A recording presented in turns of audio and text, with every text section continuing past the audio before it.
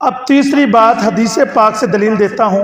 میرے پاک پیغمبر علیہ السلام نے فرمایا کہ دو میاں بیوی آپس میں گفتگو کریں، جو آج کل ہم نہیں کرتے، معذرت کے ساتھ آپس میں گفتگو کریں اور ساتھ میں، مثال سے سمجھایا، ساتھ میں ایک آدمی کھڑے ہو کر ساری رات عبادت کرے، ساری رات نفلیں ادا کرے، ساری رات سجدے کرے، اللہ کی قسم اس کے نفلوں کا، اس کے سجدے کا، اس کی تلاوت کا ثواب تھوڑا ہے، میاں بیوی کی گفتگو کا ثواب زیادہ۔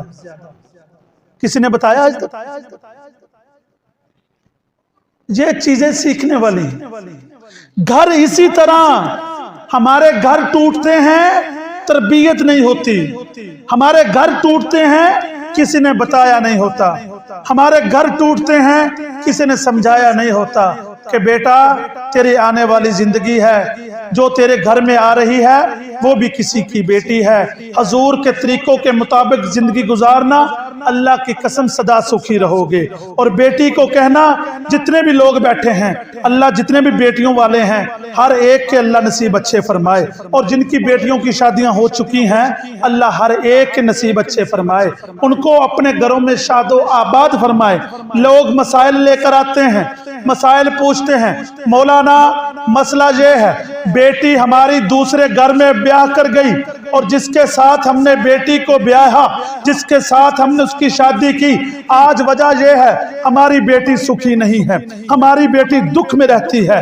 ہم اس سے سوال کرتے ہیں، بھائی اب معذرت کے ساتھ، بھائی جب آپ نے اپنے لگتے جگر، اپنے جگر کے ٹکڑے کو کسی دوسرے کے ساتھ جب اس کا نکاح کیا، تو آپ نے جانچ پڑتال کی، شریعت کا حکم ہے جانچ پڑتال کرو، دیکھو جس کے ساتھ آپ اپنی بیٹی کا ہاتھ دے رہے ہو وہ انسان کا بچہ بھی ہے یا نہیں ہے؟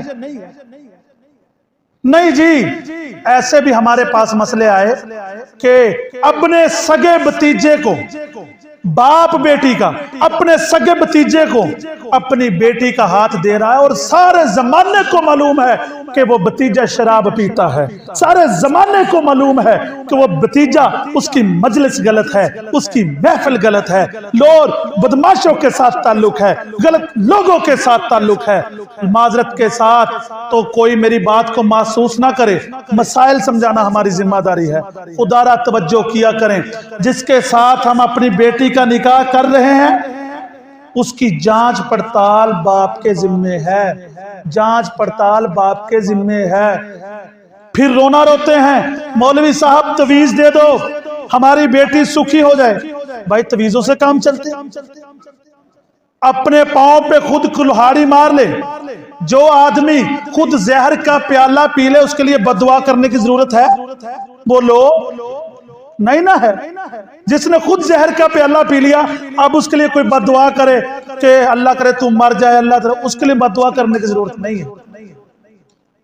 خدا را اپنی بیٹیوں کو اپنی بیٹیاں ہی سمجھیں، ان کو لاوارث نہ سمجھیں، پرانی ریت کو چھوڑ دیں، پرانے روش کو چھوڑ دیں کہ پرانا جو زمانہ تھا، بیٹی پیدا ہو گئی، اوہو کیا ظلم ہو گیا کہ بیٹی پیدا ہو گئی، آج ہمارے معاشرے میں ناک کٹ جائے گی، آج ہمارے معاشرے میں لوگ کیا کہیں گے کہ چودھریوں کے گھر میں بیٹی پیدا ہو گئی، چودھریوں کے گھر میں بیٹی آ گئی، لوگ کیا کہیں گے۔ اور اللہ جانتا ہے، المیہ اس بات کا ہے، حقیقت اس بات کی یہ ہے، تلخ اور حقیقت ہمیشہ تلخ ہوتی ہے، کڑوی ہوتی ہے۔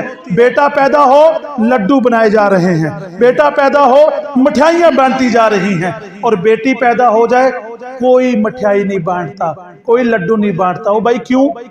بیٹی پیدا ہو، بیٹی پیدا ہو۔ بیٹی کو ہم نے بھی بہت سمجھ لیا، مسلمان ہو کر، اس رحمت للعالمین کے امتی ہو کر ہم نے بھی وہی سوچ رکھ لی کہ بیٹی ہے تو بوجھ ہے، بیٹی ہے تو پرایا دھن ہے۔ خدا را اس سوچ کو نکالیں، اور یقین جانیے جتنی محبت، جتنا پیار، جتنی عقیدت ایک بیٹی اپنے باپ سے کرتی ہے، بیٹا کبھی بھی نہیں کر سکتا، کبھی بھی نہیں کر سکتا۔ جتنی پیار سے اب وہ واقعہ سنیے۔ رحمت للعالمین پیغمبر صلی اللہ علیہ